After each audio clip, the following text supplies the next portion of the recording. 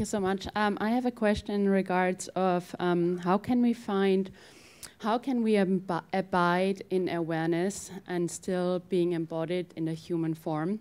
And when it comes to teachings or teaching the Dharma, for example, thinking about if you teach meditation, and the common meditation is, as everybody knows, thoughts are arriving and dissolving, like emotions, like this clouds in front of the sky. Yes. But with this, and it's a beautiful way to start practicing meditation, and at the same time, I realize, or I noticed that it reinforces the concept of duality.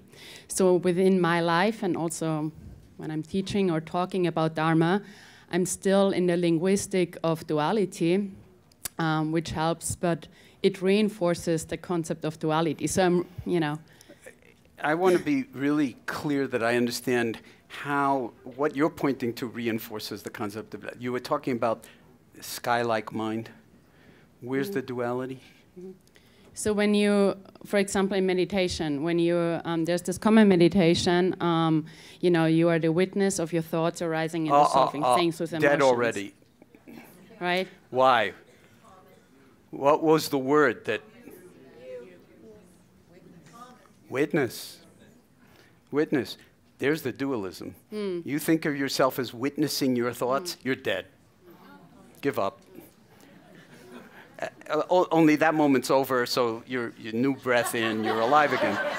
But yeah, this is very common that people talk, and the trouble with the witness is then it immediately puts you as the subject, and then there's an object out there, and that's the dualism. Now, is that true on a relative level? Yes, of course. I mean, it's not like we have to, abandon the word witness in the English language, but if you turn it into, which the English language can do really beautifully, and since you mentioned language and how that's related to this, turn it into witnessing, then there's no you.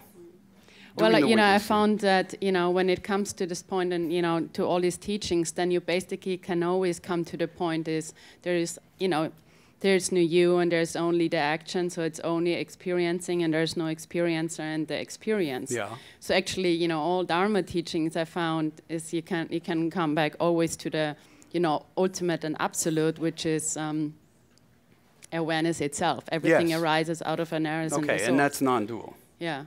But I found it's really difficult to communicate it and use the language, and I'm not even talking about teaching, but even... Yeah, I hear it. I mean, you can hear it in the conversation, that it's a big... Why? Because we're going into thinking. And as soon as we go into thinking, no amount of conversation is going to actually illuminate. So the important thing is to kind of invite conditions where when that kind of selfing arises, it is recognized by the awareness function that doesn't have your name and is not a witness. It's more like it's a function, like breathing. It's like, okay, I'm going to close it with this. I mean, just to say, okay, how many of you are breathing? Raise your hands. Okay. Now, the fact is, you're not breathing.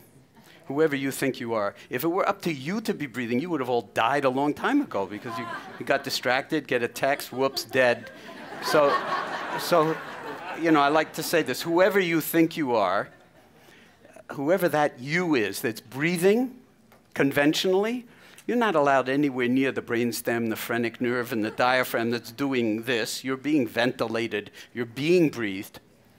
So the more you recognize that, then it's just what Stendelross was talking about. It's like life is doing you more than you're doing life. And the question of who you are, that's the most fundamental meditation practice of all. Who am I? What am I? And then not knowing, okay? Just not filling it up with a dime store answer, following it up with a dime, but just who am I? And maybe listening, okay? Awareness, sing, feeling, knowing, not knowing, but not merely in thought. So I want to thank you. It's way too short, but really nice to have you all here. And thanks to Eric for facilitating this.